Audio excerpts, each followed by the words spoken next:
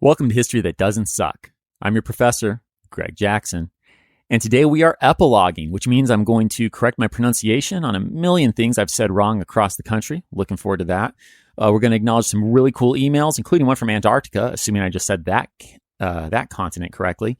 And then, of course, we will get to the overview. Let's tie together all the last episodes from the beginning of the Age of Jackson up through the Mexican-American War. Ready? Here we go.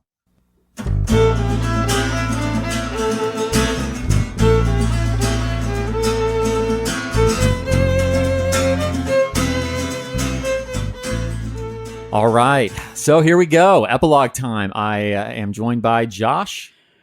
What's up, everybody? And CL. What was that greeting, Josh? I don't know. You got very nervous. I got nervous for a second. Like, what am I going to say? Dude, you do this on office hours all the time. Literally, like every other week. It's okay. It's okay, Josh. Yeah. It's all right. We're here for you. If this gets scary, just let us know. I mean, you can always borrow my tagline if you want. Hey, guys. Hey, guys. You're so good at it. Oh, gosh. All right. So it's always, it's good. I love doing the epilogues. It's fun to tie together the last, 10 or so episodes. Mm-hmm. I think that's about what we're at this time around. Yeah. Pretty close. We don't really have a set number. It's just where it makes sense. And Right. Yeah, we don't make the history fit into a certain number of episodes. We just tell the cool stories. Exactly. And then when it makes sense to kind of overview, we get our overview on. Mm-hmm. So let's do this. But first of all, let's establish how I cannot pronounce a damn thing.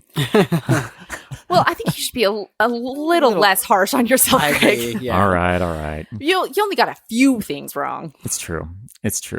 The real great challenge, of course, I won't bore everyone with the etymology of the English language, and in particular American English, but all the different influences from French to Spanish to indigenous languages, and then we bring in our own spellings, and then people regionally change. This has nothing to do with, we haven't covered this region in the podcast, but living here in Utah, we all know of Hurricane, Utah. It's hurricane. Mm-hmm. Yeah, Yeah. Hurricane. Yeah. Hurricane. It's spelled hurricane, Yeah, just so we're all it's clear. Hurricane. Yeah, just so everyone there knows as well. Guys, it's Hurricane. That's where my family's from. Yeah, Josh, your family does not say their hometown correctly. Hurricane. Yeah. I remember the first time I met someone from there. I said, sorry, that you're from what? It's hurricane. Yeah. It's right next to Laverkin. Yeah, he showed me the writing, how it was written. No, that is not how that word is said. But it is. And, and that's my point, is that There's local pronunciation. and we try so hard. We get on YouTube and look up news clips from the regions. At times, we email friends, family, if we have them in the area. Those areas, yeah. And we've even had a few fans and we thank you, who said, hey, next time you find yourself writing about this region, Hit me know. up. Yeah, I got you.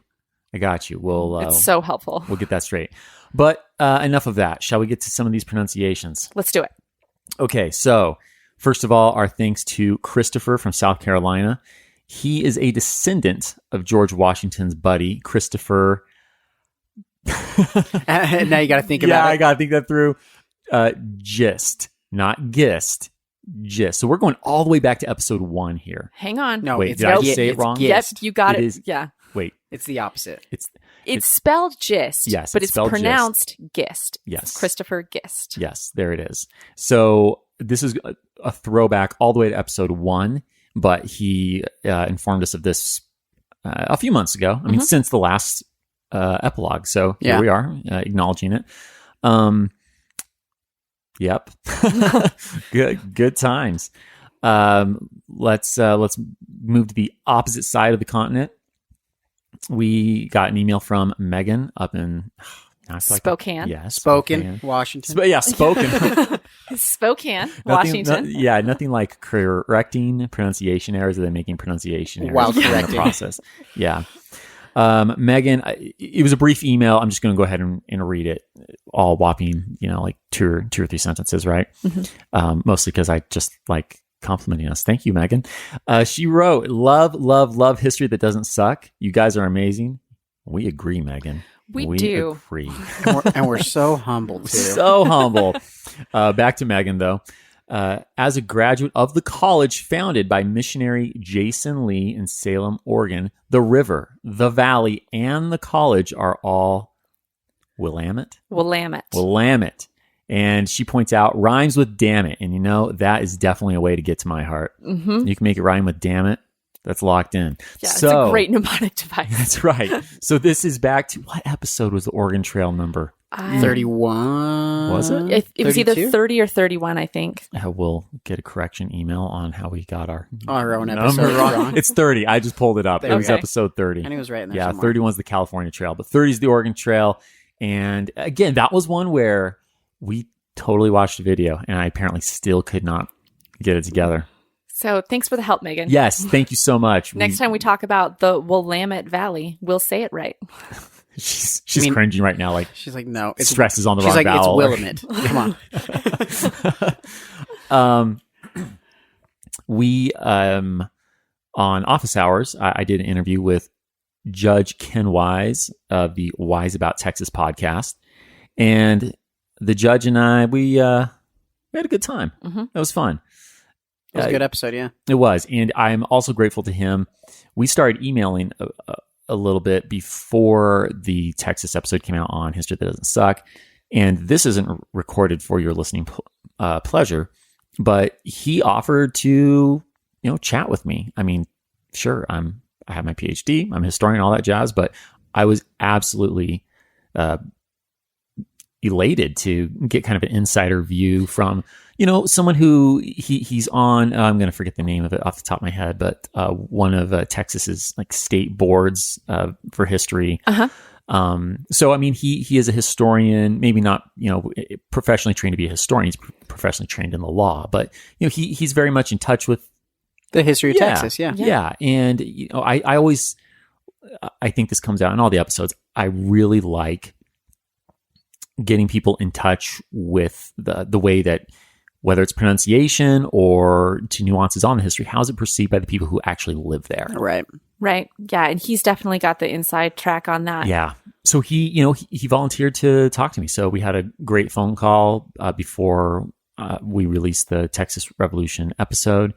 And anyhow, during that conversation, or no, it must have been after that, obviously, because we hadn't released the episode yet. But at some point, maybe it was on the Office Hours interview, was it? I can't remember. But yeah, he let me know that it was it was on the interview. Oh, okay. It was. There we go. Okay, yeah, he let me know in a nice way. Oh yeah, no. It was everything you expect from a Texan gentleman, right?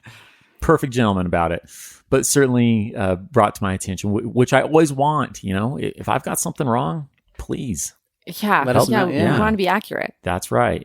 Better to be accurate than try to do some supposed face-saving thing. I'm not into that crap. Yeah. So I don't even know where to begin, and I wouldn't get it right. I just want you to know that there are some words said in the Texas Revolution episode. I think we nailed No, I won't want to say it. San Jacinto. That's how Texans say it. In San Jacinto? Yeah. That's how it's said in Spanish. In Spanish. And that's correct in Spanish. Texans have this Americanized it. This is, again, to the point, right? That these local words, they come in from one language, they get changed as they get anglicized, specifically American anglicized, right? And so... yeah. Or we just call every place Santa Cruz during the episode. Oh my gosh. That was so funny. Yeah. Everyone's like, what? Yeah. It's because we cut it all, so they didn't really get to hear it. That's right. So we'll go ahead and acknowledge that real quick. Yeah. During the Mexican-American War episode, I don't even know. Several episodes, right? Yeah, we mentioned Veracruz. Well, Greg is from California, where it's not Veracruz, it's Santa Cruz. Yep. I just kept writing or reading every time it was Veracruz. We would be going through the script, literally live recording, and all of a sudden we'd read a sentence and we'd all go, wait, what? They were in Santa Cruz all of a sudden? No. Veracruz. Different place, different ocean. My brain was not okay with, there's but one Santa apparently, and it's cruising. Yeah. Oh, so if you want to know the multitude of pronunciation errors I made on Texas, just go listen to the Office Hours interview with with the good judge. You'll hear all the corrections. Also, great interview. He's so fascinating. That was a really fun one. It was fun. All right. This isn't, well, let's do the email from Stephen, and then we'll flip back to more pronunciation stuff. Is that order okay? Yeah, of course. But Stephen, our good friend in southwestern PA, he's corresponded with us a bit here and there. And he pointed out that in episode 20, we were trying to make a modern day comparison to how the cotton gin, I think it was, right, had changed the dynamics of the slave economy and basically made slavery profitable. Yeah, profitable, reinvigorated it. And so we compared that to fracking, a technological innovation that, makes invigorated an industry. Yeah. Yeah. And he pointed out, and I'm going to go ahead and throw this out there for anyone else who found this interesting. I'm just going to quote Stephen. He's so kind in the way he corrected me too. I always, that's cool. That's nice. To quote him, itty bitty teensy weensy error of no real historical import. Episode 20, minute 25, second 36. The cotton gin, he's now quoting me, the cotton gin is to short staple cotton as fracking is to oil. He says that should read, quote, fracking is to natural gas, close quote. So I guess no one's going to mistake me for having spent my youth on an oil, right? There fracking or any fracking experience at all. But so there we go. There's that correction. Okay. Let's talk about that Mexican-American War. Un poco de español. Sí. Josh's just going to show us up. I did feel bad on the episode part 4, the one that just got released. I had some family stuff and I was not able to be here while we were actually recording it, which I felt horrible about because the majority of the episode, I have lived in the places that we were talking about. I've been there before. And so, but Greg did great with his pronunciation. Oh my gosh. Yeah, that was hard work for us French speakers. Besides the 2 minutes of cutting it out before he actually nailed it, he did a really good job. Well, and I guess this is something I kind of feel I need to clarify. I don't know. Josh and I have discussed many times whether I am bilingual or trilingual. I have very bad Spanish. It's good enough to understand a lot of things and communicate ideas. I'm just in that awkward. You're just not quite conversational, but you kind of can get around. Exactly. Yeah. So I don't know. First of all, I mean, to all of our Spanish listeners, I am so apologetic for having butchered your language. Whenever I did, Greg tried. He really did. I did. I think most people probably listen to that. People understand. Not bad. Not bad for the guy who speaks French. Yeah. For the gringo. Yeah. But I mean, we did throw in a full sentence of Spanish with in part 3 at the end. With Mariano. And, again, I guess if I meet one of you someday, if you were to just come up like, hola, ¿qué pasó? I'm going to keep up with you for a little bit, but do not have great expectations. Yeah, that's all I'm saying. I'm going to lose you. Yeah. So. But those are fun episodes. Oh, they were fun. And, I love languages. I think that probably comes out.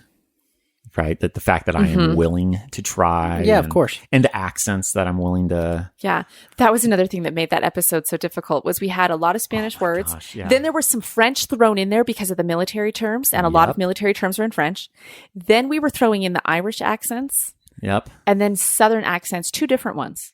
Because we had our Southern gentleman and then we kind of had our backwoods Southern, more like Tennessee mountain country. Yeah. As opposed to our Virginia gentleman. Which these are, by the way, Greg. These are actual terms now for us. I never thought, not only before this podcast began, but even when did we start going with accents? I don't know. At some point I realized as I'm reading a script, it's helpful. Yeah. Into the quote or the moment or Yes. whatever it is. I mean, you started pretty early because you've got an accent for Thomas Jefferson. I do, but I mean, even Thomas Jefferson, but it was he doesn't after come out the in a war. Yeah, it was after the war, I think, that we started doing that stuff. I think so, too. Or, sorry, Revolutionary War, I should say. Yeah. Yeah. Since we've covered three There's Three only wars. there's only one real war, though. Come on, right? Yeah. The important war. That's right.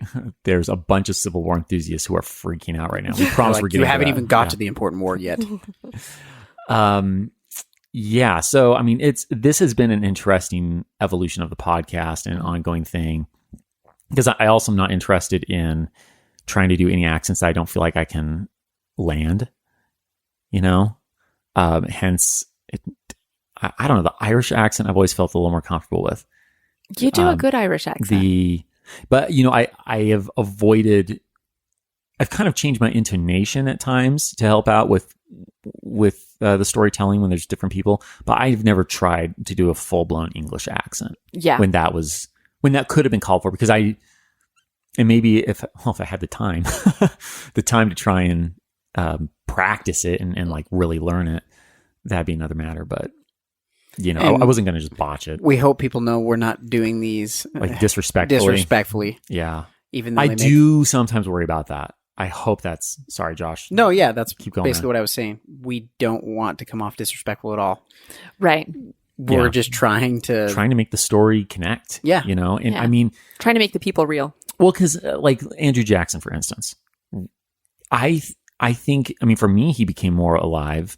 Not that I hadn't taught about the guy a million times before this podcast, but when I'm reading his words and I'm attempting to put the accent onto him that I can best do as a Southern Californian, you know, southwestern United States, you know, all but a few brief years in New England. I've lived in the California and Utah. But, you know, I'm trying to bring out this backwoods Tennessee sound. And for all my shortcomings, apologies to anyone in Tennessee who's like, dude, you suck at this. But We did reach out to our follower and listener and my favorite brother-in-law, Doug, and he did help a little bit. So that was helpful. yeah, I mean, yeah, these are not things that we've just, you know, thrown out there.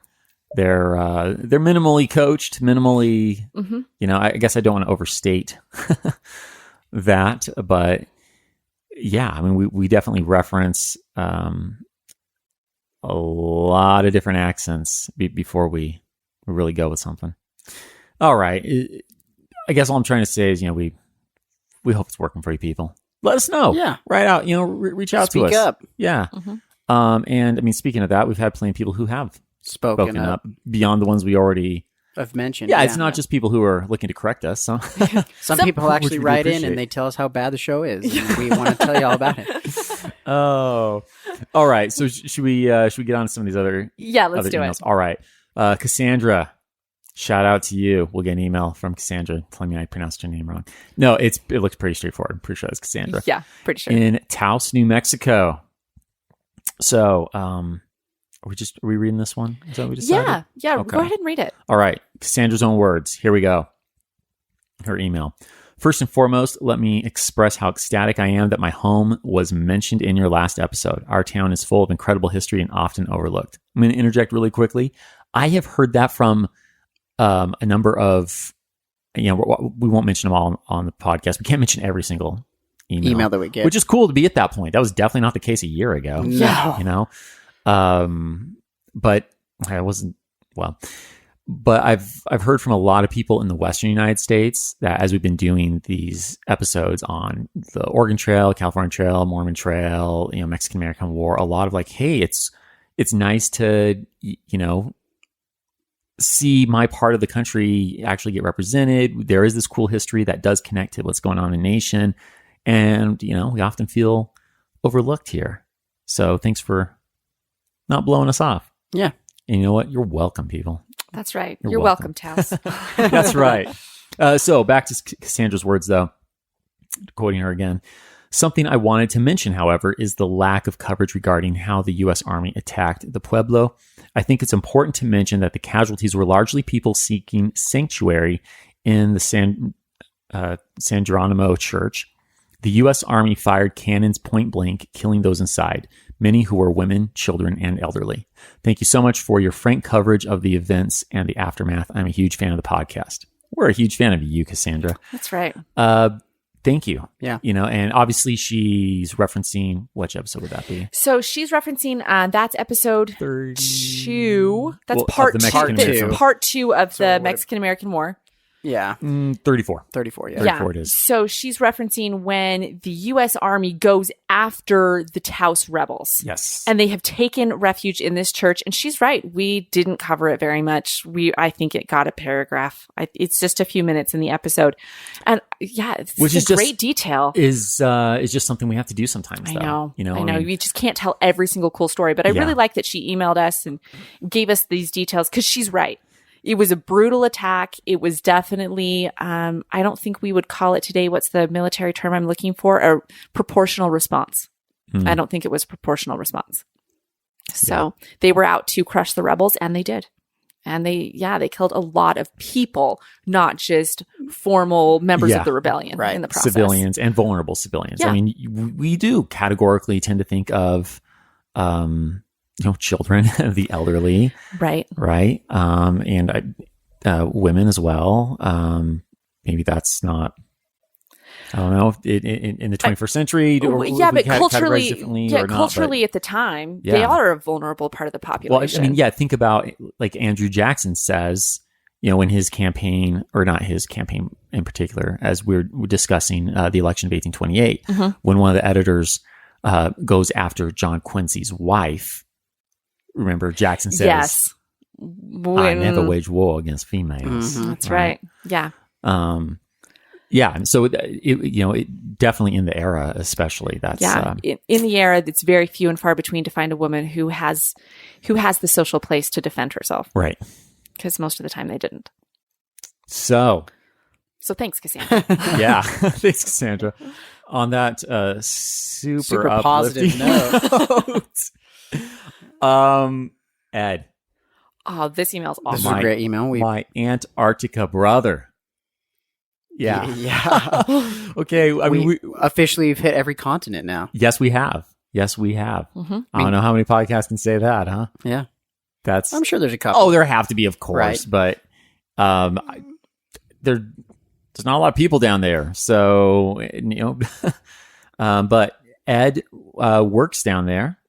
And he let us know that he downloaded. We'll just read a little snippet, excerpt, little snippets. Yeah. But he said, to quote Ed, "You have now had at least one listener in Antarctica," which I'm now nervous that I can't say the continent correctly because we'll get an email from a penguin. Let me know I'm jacked it up. It's Antarctica. That's how you say it. I feel so afraid to pronounce words at this point. Okay, but continuing on. I thought that might be a nice statistic to add to your viewership. It is, Ed.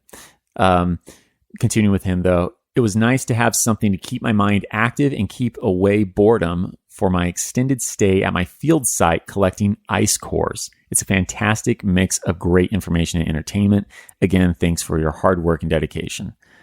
I now plan to start the office hours episodes and continue awaiting your new episodes to come out. Boom. Yeah. Boom indeed. So thanks, Ed. That was high praise. And why are you collecting ice cores? Like dude, right back into awesome. us. That sounds amazing. I right. know. Well, he did. I emailed back and forth on a little bit more. Yeah. You wanted details. Of course I did. Yeah. And I mean, honestly, it connects to history. He is looking at ice that froze before the Industrial Revolution. No way. Yes. Yeah. Yeah, and seeing the anthropological... Nope, that's not the word he used. It's not anthropological effect. It's just the effect of human industrialization on... Yes. The atmosphere, the ice freezing. Now I sound... Ed, we look forward to correcting our... We're history majors, come on. Yeah, as my wife often says, we have PhDs, not the kind that help people, so don't expect me to. Yeah. Ed's helping people. Ed, that is really that email made my day. I remember when we saw that. Mm-hmm. Who would ever think you'd have someone listening in Antarctica? Yeah, it's crazy. There we are. All right. And then Jason. Yeah. finish up. Just Jason. Just a quick little email. Yep. Last of the emails here. But Jason, who's in upstate New York, thought it'd be fun to throw this out because I'm sure this happens. Maybe not even with this specific episode, which he's writing in on the Mormonism one, but I'm sure this has happened with a number of other episodes to different listeners. But he says that I don't think I have much to quote by here, but he drives by Joseph Smith's old haunts up in Palmyra, New York, fairly regularly, and so he was just really, jazzed to finally have some understanding of what on earth. Yeah, have a little more context. Yeah, a little more historical context. What this is. I'm sure he probably had some, understanding. But to go a bit deeper and get like the Second Great Awakening, the burned over districts. Exactly. Yeah, they're players at the time. Yeah. Yeah. So anyhow, Jason, glad you enjoyed it, sir. Yeah, thanks for emailing in. Thanks for letting us know. We like that kind of stuff. If more people have drove by stuff, shoot us a little message or email. We like that kind of stuff. Mm-hmm. Yeah, it's really cool. And if you're interested in knowing more about those sorts of things, these fun little details like mile markers with nods to the history that happened there, or extra stuff that we don't always put in the episode. Yep. Yeah. Then, this is what we give our patrons. So if you were to go to patreon.com/history that doesn't suck, this is the $5 tier, at $5 a month. So for instance, the last episode with, the fourth episode on Mexican-American War, we sent, we had a picture of the plaque that honors the San Patricios. Yep. And so you can actually, if you're ever traveling, San Angel, Mexico. Mm-hmm. If you're traveling Mexico, you can go see it. You can look it up. We did a picture of the mural that honors one of the Juan Escutera. Yes. Yeah. No, I'm going to say it wrong. Los Niños Héroes. Yeah. I would have jumped in, but now that Josh is here, no. Right? Yeah. So again, if you're ever, traveling and you want to go see that mural in real life, now you know about it from the Patreon extras that we offer. And we try to offer those. Well, we do offer them with every episode. Yep. And we try to do, the insights, the cool details behind the scenes that didn't make it into the episode. They're really cool. Yep. Sometimes excerpts of scripts that we wrote and then realized, this just isn't going to make it. That's not going to fit. Yeah. Mm-hmm. So it's just cool backstory. Yep. Yeah. We'll throw that in there on different historical figures or Really, Patreon is the way that we appreciate everybody who listens to the show and supports the show in ways that they don't want to pay, and that's totally fine. Yep. Patreon is the way that we're going to really get to the next level. And I'm not saying that to say, hey, come on, get to Patreon, but we're kind of at, our maximum that we can go in terms of time, resources, and everything like that. Yeah. And so it really goes a long way. I'm not even kidding. $1 a month means a ton to us. But, and clearly we're talking Patreon at this point. So let's just go ahead and wrap this up real quick. I mean, we have specific things that we would like to bring out. Ciel and I have talked about getting a green screen going. We will really be bringing history to life a bit here. Yep. If we could get that going, we need a bit more support to make that happen. I've got a seriously cool Pioneer bonnet, you guys. We're gonna work that into some stuff. It's gonna be awesome. Clips that we'd be able to get onto YouTube that we don't have the time to shoot. We don't have the time to chop everything up and make little clips of it. So, I mean, if those things sound good to you, if you would be interested in basically seeing SNL style high quality history, that's where we'd like to go with this. Mm-hmm. Head on over to Patreon, throw us $1 a month. We want to improve already what we're doing as well, right? Not just extra stuff. So that means more camera angles during office hours and making that look way better than that single shot camera that we got going on. Well, and like in this very last episode, we got Pipers in for the Rogues March, that tune. That's me playing. I think, I'm sure most people don't know the opening outro music. That's me. I'm playing the guitar. And your I'm sister. playing the bass. Yeah, and my sister. She plays the violin. So thanks to my kid sister there. these I'm are. sure she appreciates being called your kid sister still. Oh, that is a long-standing tradition. Yeah, Okay. she's kid. She knows that. Doesn't matter that she's Married, 4 kids. Yep. Owns a home. doesn't matter. She's always kid. Yep. It's a term of endearment. Yeah. Sure. See, don't be judging my family dynamics. Sorry, Greg. That's right. So, if all those things sound like, hey, I'm enjoying this podcast, I'd love to see visually what this trio can bring to life. If you'd like to have more, if there's a music to the era that we could bring into the episodes.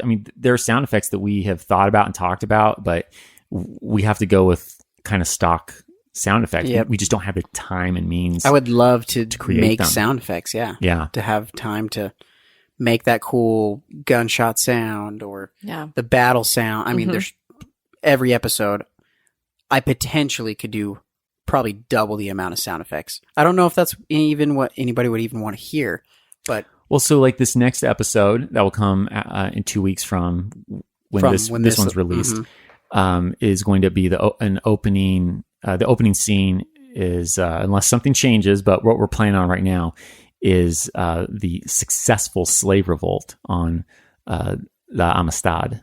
A Spanish trade ship. Yeah. That's smuggling slaves. So they're going to break their padlock and slip out, and things are going to get crazy. And there's so many sound effects. I can already hear in my head and going, oh man, I want to do A, B, C, D, and E. And we're just going to hope that there are stock sound effects. Or that I can work some type of magic in making it. So. Well, you can work magic, but yeah, we if we had more support on Patreon, you could work even more magic, Josh. That's right. Just some thoughts. We'll throw those out there. We have the extras that you can get into, but also, we are ready to take this to another level. We just need some love. Yeah, and we'd love your support. Yeah.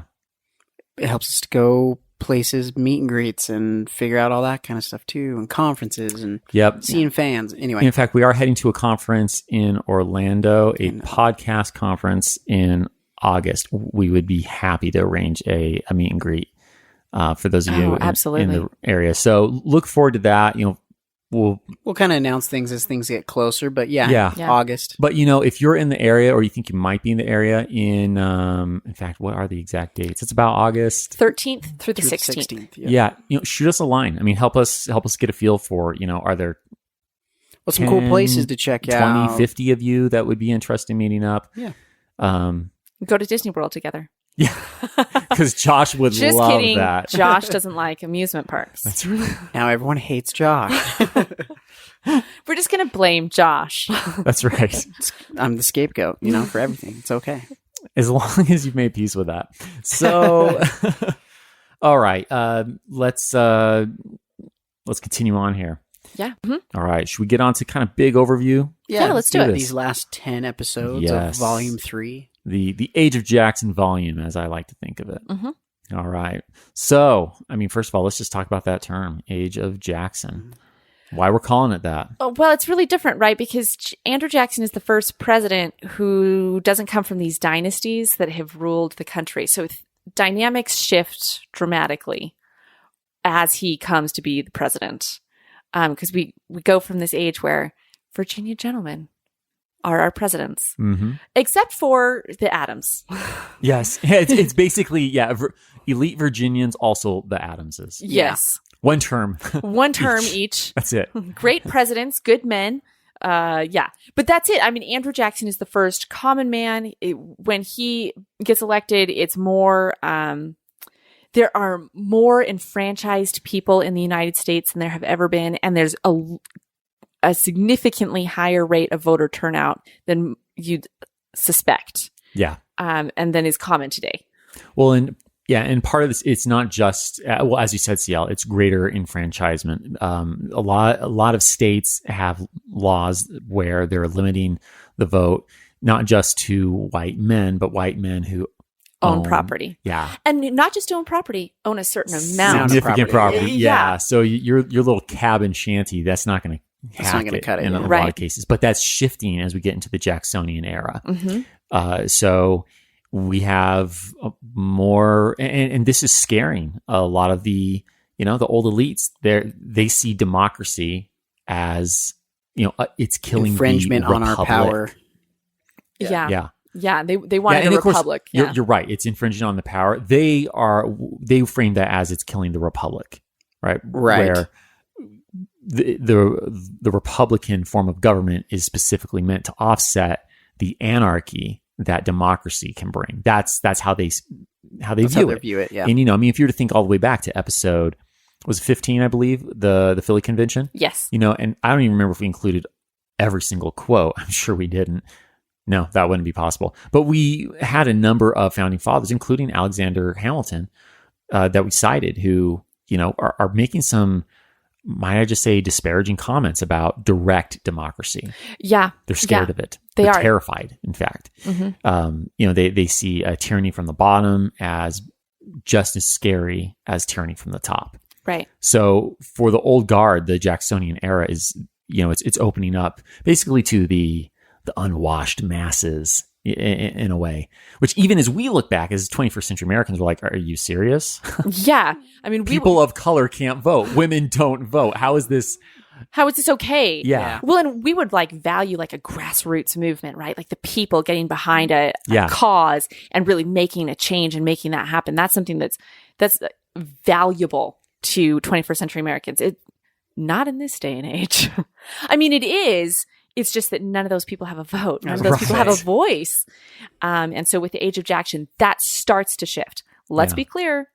It doesn't shift a lot, but it starts to shift to more enfranchisement than there's been before.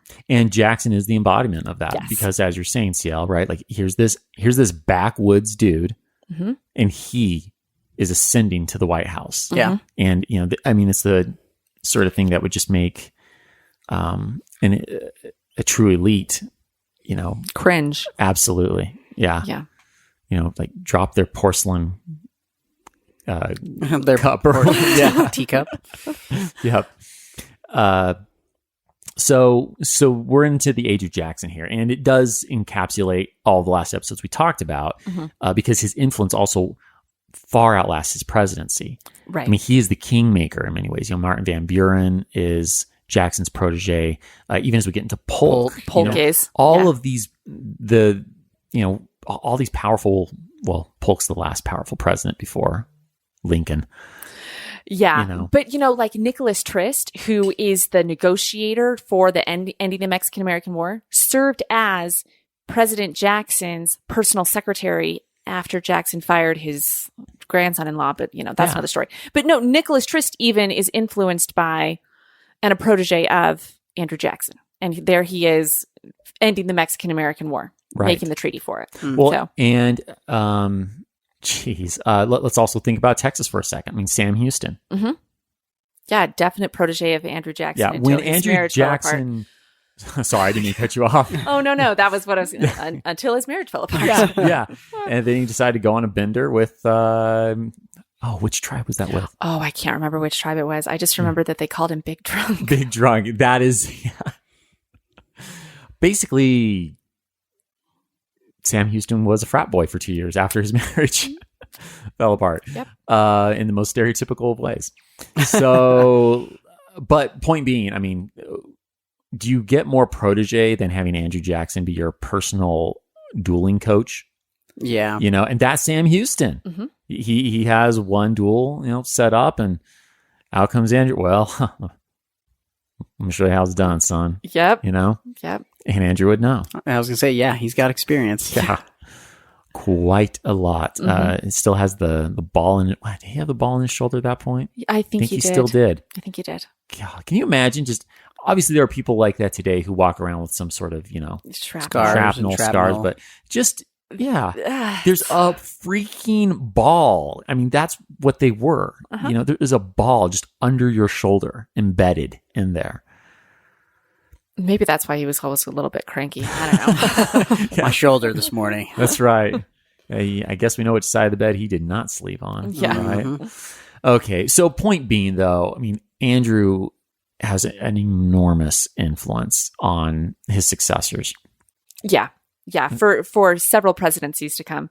So I guess now's a good time to give a shout out to Steve Garrett from the podcast Within the Realm, right? Yes. So what did he email us? What did he say? So he just messaged us. Steve, in college, basically, the Mexican-American War was his jam. Okay, like that is what he studied. Yeah. And he loved all 4 of our episodes on it. His, in fact, his podcast, I mean, it's storytelling. It's not history, per se, but you can see that same sort of, interest coming out. The most recent episode of his I listened to was an interview. He himself, Steve, doesn't drink, but he interviewed a whiskey collector and connoisseur, and the guy just got into all into the stories of each bottle he has. He's got this room with like a fake wall, I kid you not, that like that's awesome. Gives away, and then it's just whiskey bottles floor to ceiling, and oh my gosh, every bottle has a story behind it. Anyhow, so that's kind of Steve's thing, and he just said, look, I mean, you nailed it on the Mexican-American War. And then the other thing that I thought was cool, I'm gonna blank on which tribe, but he has some Cherokee. It was Cherokee, yeah, some Cherokee heritage, and obviously I want to make sure we say this exactly right. Not saying that Indian removal was okay. Nope. Terrible. And he wasn't talking about that, but he said, obviously with that history, it's uncomfortable dealing with Jackson. I mean, I don't have Cherokee blood. I'm uncomfortable dealing with that. But he appreciated the humanizing, like that we were able to kind of show Andrew as a human being, but also without overstepping and somehow, not aggrandizing. Somehow, not acknowledging the Indian removal and which I actually no, I agree with Steve. Going through and learning this history as we've researched it and outlined the episodes. Honestly, sorry, go ahead, Josh. No, it humanized Andrew for me as well. And it's not to say the choices he made were good. We also, part of that humanizing is recognizing stupid choices he shouldn't have made, and the good ones that he did, right? But it's encapsulating who he was as a human being and showing that, rather than just he was this president that did X, Y, or Z. Well, and so my interview with Daniel from the Age of Jackson podcast on Office Hours, which I assume will be out by the time this is out. Yes. If it's not, it'll be close to, but no, it won't. He made actually. It won't. Okay, so coming shortly, Daniel pointed out, and this is one of the things I'm really enjoying about doing this podcast. Like, I knew this history, and now I feel like I really know this history as we keep researching and talking with other people. That Indian removal is perpetuated by other presidents as well, presidents that we think are cool, that we're okay with. And Jackson, though, kind of ends up being the one who holds the bag. And again, it's not to say that it was okay what he did, right? But it's interesting that we've kind of fixated, which is a human thing, on one president. We can kind of be like, he's the nasty one because President Grant, who also allows Indian removal to occur, is the good guy, so to speak. Right, he's the one who won the war, Civil War hero. Yeah, and I have to say, I mean, as you were saying that, I was going, okay, I had not. These are good points that I need to now kind of meditate on, right? And I'd hope that this is something everyone's getting as we go through this podcast. We are presenting the best that we can, the history to you. We're not telling you what to think about it. Yep. We want to present it to you, and you can. Well, and you can realize, conclusions. right? And in those conclusions, you can realize, like, people are complicated. Yeah. Right. So you've got this Christmas episode where Andrew Jackson is just this amazing, loving man to these orphans and great grandfather to his kids and his grandkids, and then you read about it or listen to in other episodes. Oh, when his granddaughter didn't agree with him, he kicked her out of the White House along with. Right. Yeah, like it's just anyway. It's not his granddaughter. I'm sorry. It's his adopted daughter-in-law that he kicks out of the White House. Why am I blanking on her name? Donaldson's wife. Yeah, Emily. Emily, there it is. Mm-hmm. Yeah, just like the rest of us. I mean, we don't all happen to be presidents of a country, but humans are complicated. Yes. Yeah, humans are complicated, and history. We often, at least when we get into like popular culture, we don't always have the time or or the desire perhaps to get into the nuances, and it's easier for our brains to process kind of good guy, bad guy, rather than realize like, oh, well, our good guys do bad things and our bad guys sometimes do good things. Right. And maybe it's hard to even say whether someone fits into camp A or B. Right. And I think that trying to pigeonhole people into camp A or B is probably a good way to miss out on the nuance and the detail of their life. Well, have we Jacksoned it up enough there? We definitely have. So. Let's settle out west. Obviously, if you want us to go into more detail on any of this stuff, you should go check out Office Hours. That's where we do that. We're just doing a big overview here. Yeah. So Texas, we've kind of touched on a little bit. Then go listen to the episode with Judge Ken Weiss. Yes, they can. So let's just move on with, I guess, the pioneers. And we'll kind of touch on Texas as we talk about the Mexican-American War. Right. Right. Because it's a big... It. We're going there. Yeah. Yeah, it does. It does. At first I was thinking, well, the Texas Revolution is, but yes, then the land. Yeah. This claim down to the Rio Grande. Yeah. Ridiculous. I know we just did a shout out to Steve Garrett, but shout out to Chris Caldwell. Yes. The Teacher's History of the United States. Yes. Chris had me on recently. So yeah, let's mention Chris before we shift into to the pioneers. And we nerded out over. I did one of his extra credit episodes, as he calls it, where we went deep on the Constitution, which of course is always a good time for me. Yeah, of course. Love doing that. Chris is basically a cut deeper than us, which his show. Yeah, his show. Yeah. In fact, this was fun. He was telling me, I was talking to him yesterday. He got an email from someone who said, I enjoy your podcast. You're kind of too detailed. Like, you're always too slow. He's been doing this a year or two longer than us, and he's just gotten to the constitutional. He's just finished the Constitution. He's just getting into Washington's first administration. Yeah. Oh my goodness! Yeah, he is a cut or two deeper than us. He is. Yeah. And so he wrote her back though and said, "You know what? Totally get what you mean. I think history that doesn't suck is what you're looking for." And then she wrote him back and said, "You nailed it. That's exactly the pace I wanted." So, it's just... thanks, Chris. Yeah, I was going to say thanks. Yeah. So it's been kind of fun to see that, we definitely have a lot of overlap. So I will say, if you're enjoying History Doesn't Suck, you might want to check out Chris. Oh, definitely. It's an awesome podcast. I love listening to it. They're good companions.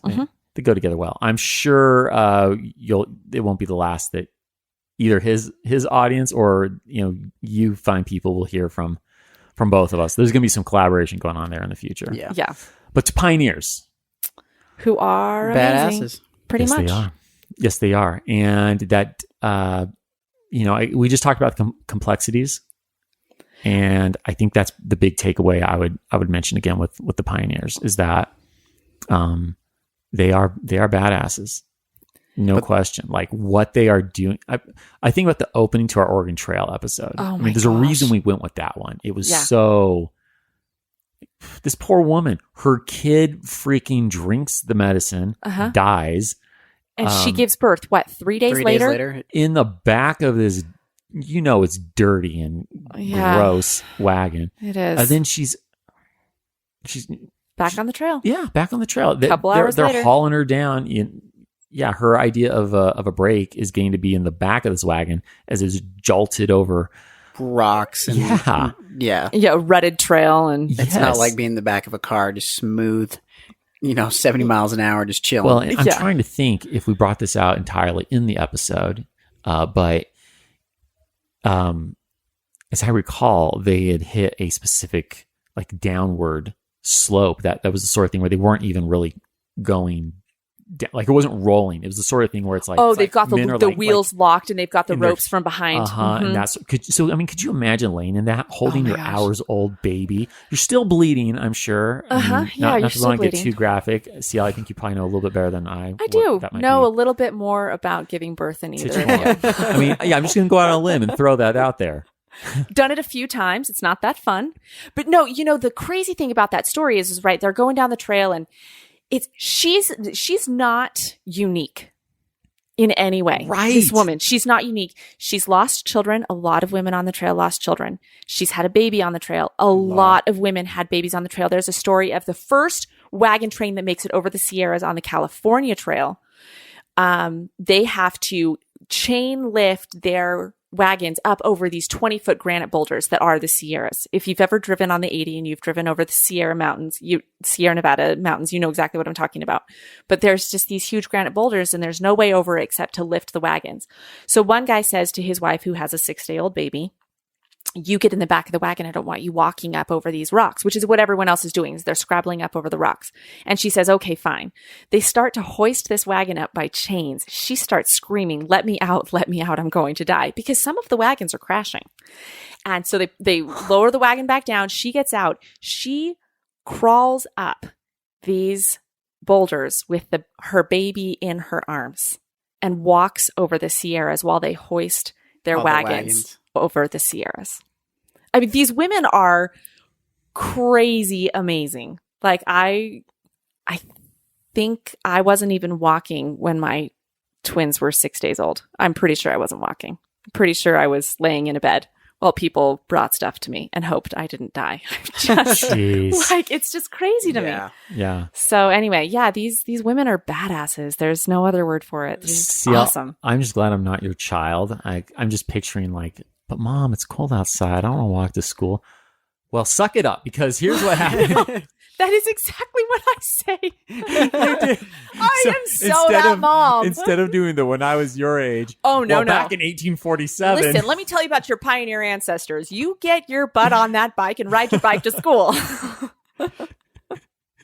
I actually drive my children to school because I'm almost not that mom. I'm kind of that mom. She's kind of that mom. Yeah. Kind of am. Yeah. Oh. Anyway. Yeah. But, I mean, for all that, though, it's also not to say that displacement of indigenous peoples isn't happening. I mean, we saw that with Oregon, that the cycle of violence that happens between white settlers and the indigenous peoples as they come in. I mean, I'm going to have to say understandable after, X number of settlers show up and keep just building on your land. Yeah, and after countless broken promises, right? Exactly. Like, how many deals did the original pioneers make that they renege on, and then the other pioneers show up and go, "Well, I don't like that promise, and I'm not going to keep it." Yeah, Well, and so you can see where it happens. This is part of the kind of the group dynamic, the idea of shirking, right? Where you don't really have some. By and large, right? I mean, malicious people exist, but you don't really have malicious pioneers who are showing up thinking, here's how I'm going to carefully, lie and purposely. I mean, there's some of it. Yeah, I don't overstate, there's some people doing that, but not the majority. But this dynamic of one group makes an agreement, but then in come the next, and they're like, well, I didn't agree to this, so I'm not going to abide by that. And then that continues to wash over again and again and again. Yeah. The indigenous peoples just are getting screwed over every single time. Yeah. Then when violence erupts, if it happens on one of these more recently arrived settlers, they're not grasping the gravity of in how many ways this tribe has already been screwed over. Right. And so it seems to them, to circle back to another word, it seems like a disproportional response, which then perpetuates the idea within the settler communities that the indigenous peoples are extremely violent or, uncivilized, etc. And so you can just see how this all is a terrible cycle. Right. Is that... Yeah, that's exactly right. Yeah.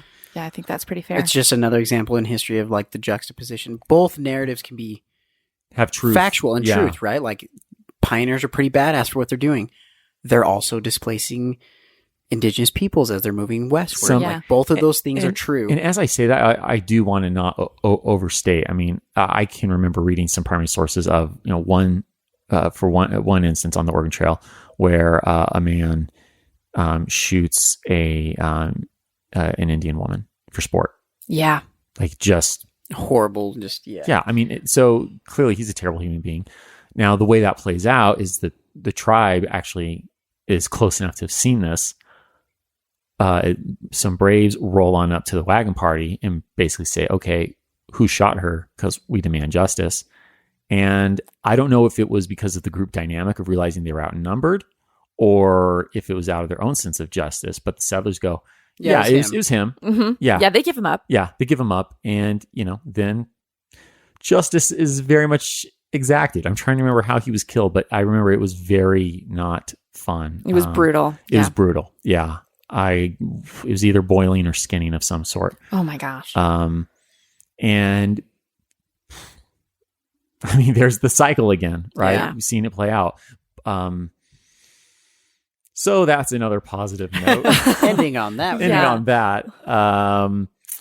So we've talked about the trail in general. I guess a few things to say, because we definitely got some comments on the Mormonism episode. So let's address that briefly.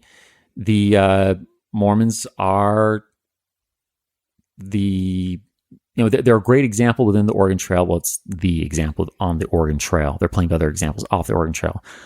Protestant 19th century America, not jiving with non-Protestant thinking. Yeah. Right. Yeah. That's what pushes the Mormons onto the trail in the first place. Yeah. Is that, hey, we just can't find a place where people will accept us. Their religious beliefs are pretty outside the box. They make a lot of people uncomfortable. They're pretty vocal about their beliefs. They make a lot of people uncomfortable with their, everywhere they move in, they get a bunch of political power because there's a lot of them. That scares people. And then they don't line up with everybody else's religious and political views. And they just get kicked from place to place. And even as they, you notice that the worst of it really happens in Missouri, because then that's where we get an added dynamic of Mormons primarily coming from a northern background. And that's mixing with, here's this state that was very particularly made into a slave state through compromise in 1820. Right. So, and that is not to say that, again, I want to reiterate this. I'm pretty sure we covered this in the episode. Mormons are not abolitionists, not overstating, Right. Yeah. There are some Mormons that are slaveholders. Yep, there are some that aren't. Yeah. In fact, I remember teaching a course at UVU on it was on Islam and Mormonism. We were a comparative religion course. Interesting. You guys both know I have a minor field in the Middle East. Yeah, Josh, you took it. Josh knows it was interesting. Yeah. It was. Yeah, so I mean, it actually evolved out of a number of semesters where, when I was teaching Middle Eastern history courses, students saying, "Well, this is like..." Yeah, and because of course it's not a Mormon school, but there's a lot of Mormons there because it's in Utah. Yeah, yeah, just as if we were in Texas, I'm sure there's an evangelical or two in a university there. Yeah. Right. And so, a lot of them are like, I'd love to go deeper. So finally I went ahead and developed this course where we could just really talk through the two faith systems, which are super different in some ways and super similar in others. But really the origin stories, that's where a lot of the similarities come from. Okay. Anyhow, yeah, you're like, so what's your point, Greg? Point is, one of my students, he pipes up one day as we were talking about the 1847 arrival of Brigham Young and his crew, and says, yeah, my fifth great grandfather was on that train as a slave. Yeah, because one of the men that comes across the trail with Brigham Young in the advance party, figuring out where they're going to settle, right? He brings two slaves. I think it might have been three. But I think you're right about that. I think it is three. He brings his slaves with him. Yeah, and one of those slaves' fifth or sixth, great grandson. It's in your class. Yeah, took. Was that the semester you took it, Josh? I'm pretty sure. Yeah, rings a bell. Yeah, but yeah. So point being, Mormons are not necessarily anti-slavery. They are a diverse group, but they do primarily come from the north, and that does. As they get into Missourians. Yeah, so you add that, right? So we already see that division going on in the country, right?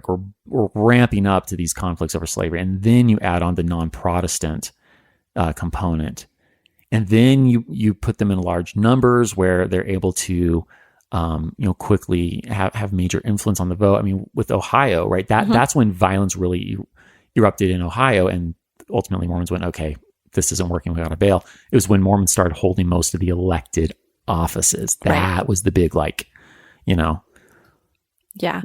turned the corner. Yeah. Right. Right. So yeah, but it's not to say that Mormons are the only people who get that kind of treatment. They aren't. I mean, the violence against Catholics at the same time, these exact same decades, it's brutal. It's brutal. There are Protestant mobs that go into Irish and German Catholic slums. These all these Catholic immigrants, and just drag them out of their homes and kill them and beat them. And it's awful. It's awful. I do think that's something we kind of tend to forget about a little bit in U.S. history. Is we're kind of tend to sort of think that Christians, or anyone that taps into that tradition of any sort is all kind of cool, and it's been fine. Yeah, we're all in the same boat, right? Yeah, and we kind of forget, like, no, we kind of sort of got to that page a little bit in the 20th century. I mean, we'll get to JFK eventually. It was uncomfortable in the 60s. Yeah, he was our first Catholic president. Yeah. So, I guess the one thing we'll also point out, we had a number of people that kind of wanted us to go on little different tangents. Go deeper on Mormonism. Yeah. So we got questions about whether or not Joseph Smith, as he was firing in the jail the day that he was killed, and as he was fighting back with his little pistol, whether or not he killed anybody or didn't.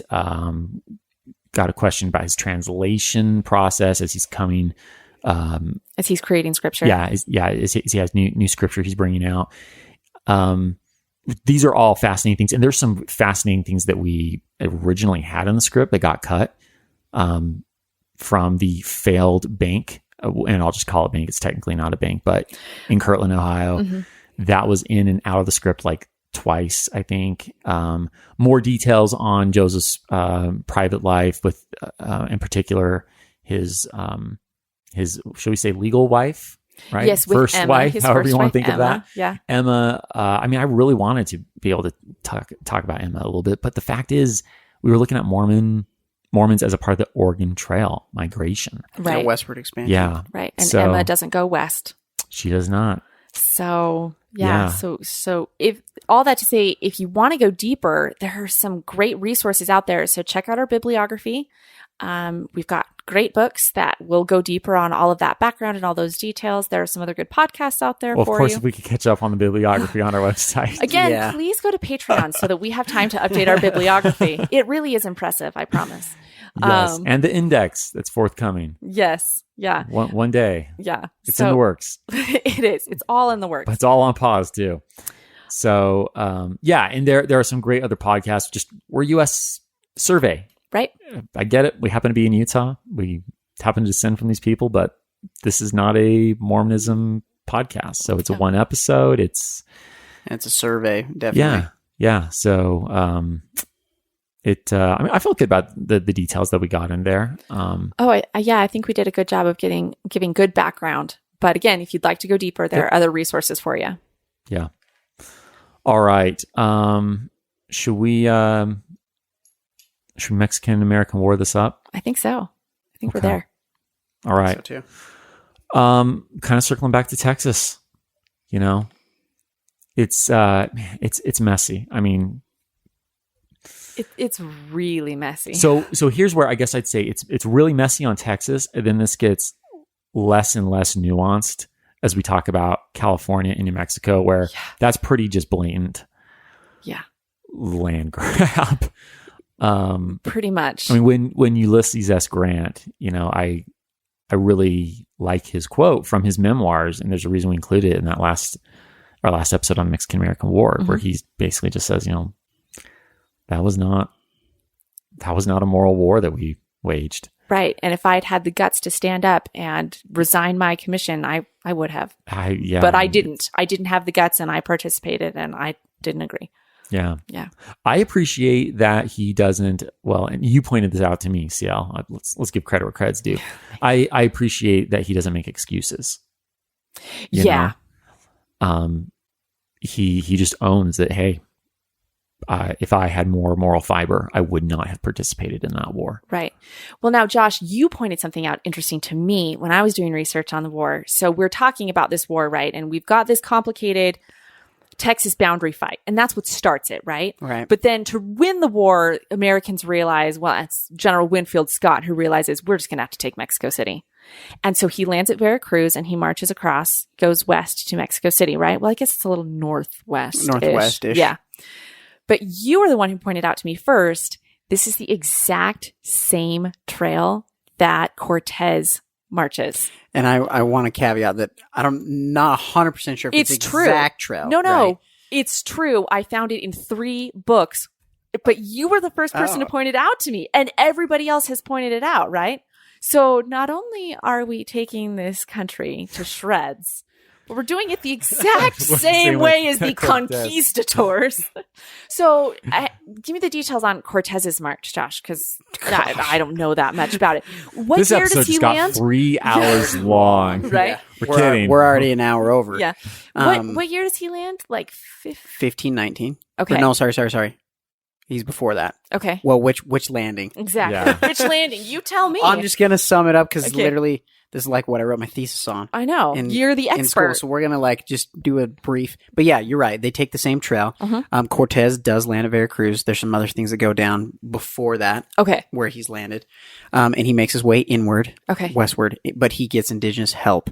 Big misconception is that Interesting. Cortez lands and just starts just blows it up. Blows every. No. Cortez would have got his butt whooped if he had not gained lots of indigenous help, which is Okay. what he did. Okay. And makes his way all the way in. My real focus and specialty is on Tlaxcala, which everyone's like, I don't have no idea what any of this is. Where's that? It's inward in Mexico. Okay. And it's just below Mexico City. But and then moves into Mexico City, and we have all the Tenochtitlan and all that stuff. It's Okay. not Mexico City yet. It's Tenochtitlan. Right. But to bring it back to what we're talking about now, they take the exact same trail.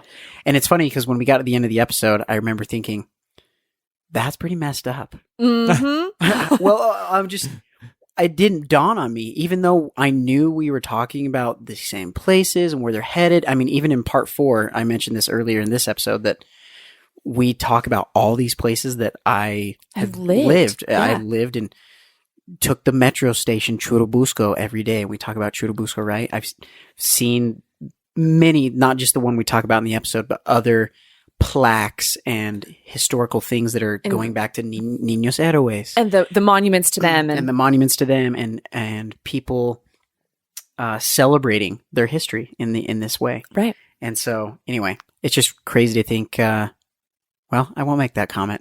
Okay. Well, but another parallel is actually just striking me, and I mean, I'd love both of you to weigh in on this.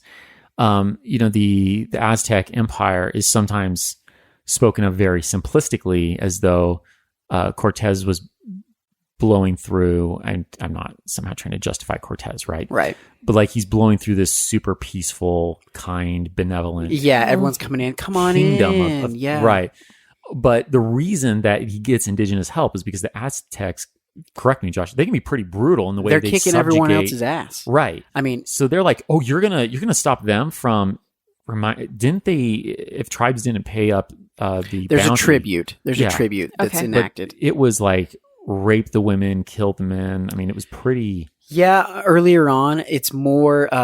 So it's funny because I don't want to go on a diatribe of like Aztec political systems and the way Sure. that they influence people, but do it. but I'll give you the snippet. So they, and I'm talking specifically about Tenochtitlan. Okay. So this is where modern Right, because Mexico this is your City- specific.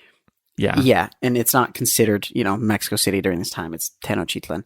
And they are the biggest governing power during this time when Cortez is coming in. And what they're doing is going out, and keep in mind, they're not going far, right? So if you pictured like almost like a target, the influence of their kingdom kind of slowly dissipates as we get farther out, right? Right. Because This is the parallel I want to go with, by the way. I think you see where I'm going. yeah, Yeah. you can't march an army thousands of miles down to whatever pueblo and hey, you guys are out of control. I Right. just, one, I don't have the resources, the time, the people, whatever, right? Right. Well, the difficult terrain to say nothing. Or right. enough people to defend where I Yeah. still need to defend because I'm getting attacked by people who don't agree with what's going on with us. Right. So usually what it was is they sent envoys initially saying, hey, we would love to protect you, part of our kingdom. You're going to have to pay some tribute. And if people nicely said no, then the next, they'd literally give them 3 or 4 times. Well, the next time we're going to come around, we're going to bring some people with us. We'll let you guys think about it. If they say no again, this is your last warning. We're going to show up next time with an army and we're going to make you pay. Okay. And that's where we get to what I'm remembering where we get from. To you're remembering where Yeah. they say no again. Okay, it's time to throw down. Okay. And obviously that is apples and oranges. Mexico City is not doing that with the Mexican people. No. But the parallel that was just striking me is how, as Mexico has its internal struggle and debate. Oh, Right? Like yeah. it is this is again something we can blow over quickly in Mexican-American wars, forgetting that since independence in 1821, Mexico is really struggling to unify. Yeah, they don't have a unified government. There are 2 pretty strong camps, the Federalists and the Puros. Yes. There are other camps though. I mean, don't get me wrong. It's not just the 2. And there's a constant power struggle and a lack of trust between the leaders. And it's always somebody trying to one up somebody else, which is how you get Santa Anna coming back and forth into power. I can't remember how many times he was president. I don't either. Was like, Which is so interesting because they, just as we in the U.S. history here, have their own issues with indigenous peoples there. And when all this is going on and how the indigenous people are starting to be treated and exiled and taking land grab and all that's happening at the same time as well. right. Yeah.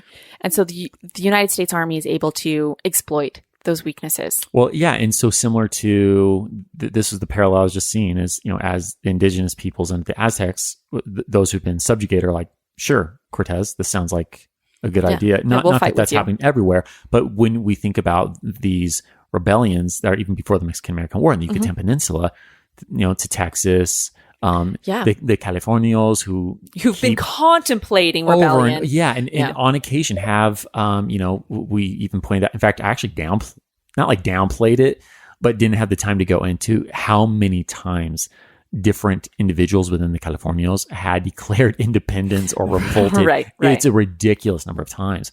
So it's just fascinating to see that as well. Like the farther out from Mexico City you get, the more nebulous the relationship. Yep. And that is, again, something that is definitely exploited as the Americans roll in, to New Mexico, right? They don't fire a shot initially. And then, of course, they realize like, okay, oh no, this actually sucks. Yeah. Right. But initially they're like, oh, absolutely. Let's get rid of our corrupt Mexican governor who's fleecing us like crazy. Yeah. And we'll take you guys as our leaders. And then they find out the Americans aren't going to be that great either. Right. But The only little difference, and sorry, please. we're getting really nitty No, gritty, go for dude, it. this is good stuff. is that same scenario is happening with Hernan Cortez. Don't get me wrong. There's definitely people who are going, yes, we're feeling subjugated or whatever by. Well, and I don't want to overstate that on, it's not like that's happening No, in no, droves with Mexico. Of course not. know. But I think there's an underlying, and obviously there's some things we don't know for sure because journals weren't a big thing, right? Sure. yeah, don't have a huge literate population. Until later as Nahuatl becomes, what's the word I'm looking for? Latinized? That's not the word I'm looking for. Well, you're talking about using the Latin alphabet? Using Latin alphabet and able to. Is adapted to the Latin script. Yes, and priests come in. We actually get more writings on how things went down, although it's written by priests. And so, but anyway. Sure, so that has problems. Yeah. Right. But they see this opportunity as here is this person who has technology that's way more advanced, right, than ours, horses, all these types of things. But they're still seeing we could still take these guys right now if we needed to. Like we could beat them and defeat them, but we're going to use them. And there's kind of this underlying thing, like we're going to maybe use them, get what we need, and then we'll kind of dispose of them. It doesn't quite go down that way. No, it doesn't work out. But I wonder if there's some of that parallel happening. Oh, that's interesting. On the other side of... I mean, it's possible because along the U.S. Army's march from Veracruz to Mexico City, there are towns that are friendly to the U.S. Army, and there are towns that aren't. Yeah. Right. And so that's how you end up with some towns that are like, oh, yeah, welcome, guys. We're happy to trade with you. We're happy to, make a bargain. And some towns that fight to keep the Americans out, and the Americans have to fight their way in. It's an interesting concept that I hadn't considered before. Serious political stuff going on. I mean, my you gosh. get envoys with Hernan Cortez that are like, yeah, let's go to Tlaxcala. But then you have the envoys down from the Aztec Empire, like in Tenochtitlan, they're like, no, don't go to the Aztecs or the Tlaxcalans. They're so bad, right? Right. And Cortez basically has this flip of like, okay, who do I trust? Because he doesn't know the situation's going on. Right. Anyway, we're getting nitty gritty, but Interesting. Fun segue to 1500s New Spain / Aztec, Central America. So I mean, but in closing, I mean, it's America's on the imperial path here. Yeah. You know, there's no two ways about that. There's definitely nuance as to, you know, I think discussing how these people in these different regional areas are not as attached to Mexico City as perhaps sometimes people assume as they talk about the jacking of land. But the land is jacked regardless of whether it's really Mexico City so much that's losing. You know, maybe it's already lost power, but who were, you know, the U.S. forces to come in and take it. Right. Yeah. And be like, oh, you just be part of America now. Yeah. You'll love it. It'll be great. And of course, I mean, that Calhoun quote, you know, that was in the very last episode. Yeah. I want to point out again, I just reiterate that, I mean, throw stones at Calhoun for that one, but it's not like he is in a bubble. You know, there's no great outcry when he said, he's not an we extremist. Can't annex Mexico because, you know, not white people. It's not like everyone in America was like that.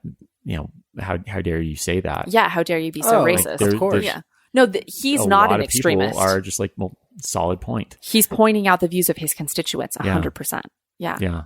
There are people who don't agree with him, but there are a lot of people who do. Yeah. Yep. And I guess let's maybe wrap up on that note that not just as there are many people who do agree with Calhoun, you know, I do like to circle around and show some love to America. It's my little American heart here at the end. But, you know, there were the John Quincy Adams crowd, you know, those who were saying this war is being waged immorally. This is not okay. And, you know, here are what American principles are. We're about liberty. We don't take from our sister republic as, is one of the terms that that's thrown out there. Yeah. So, you know, it's the messy, complicated that we always see. American values are alive and well at the same time as they are, you know, we're seeing a different set of values that today, at least in the 21st century, I don't think we want to say are American values. Right. Yeah. But again, people are complicated and people aren't perfect. And so, yes, you have these great American ideals, but they aren't always applied. Yeah. And in this conflict, they definitely aren't applied very much. Yeah. Well, I think that sums up Age of Jackson. I think we've epilogued it on up, and hopefully people are still listening to this. We'll we look forward to getting into. We're building up to the Civil War now. Yep. I mean, that's the direction we're going. So we already have some pretty crazy stories that we're lining up for you. I'll also point out that I will be on Shaping Opinion podcast with Tim. We'll be talking about as long as plans don't change between now and then. I don't see why they would, but right now we're planning on talking about the flag for the 4th of July. So it's gonna be great. Something fun. Check out Tim's podcast. He does a lot of history stuff, a lot of cool stories too. Shaping Opinion is the name of the podcast. Shaping Opinion. But we look forward to gearing up to the Civil War with you. So with that said, join me in 2 weeks. I'd like to tell you a story.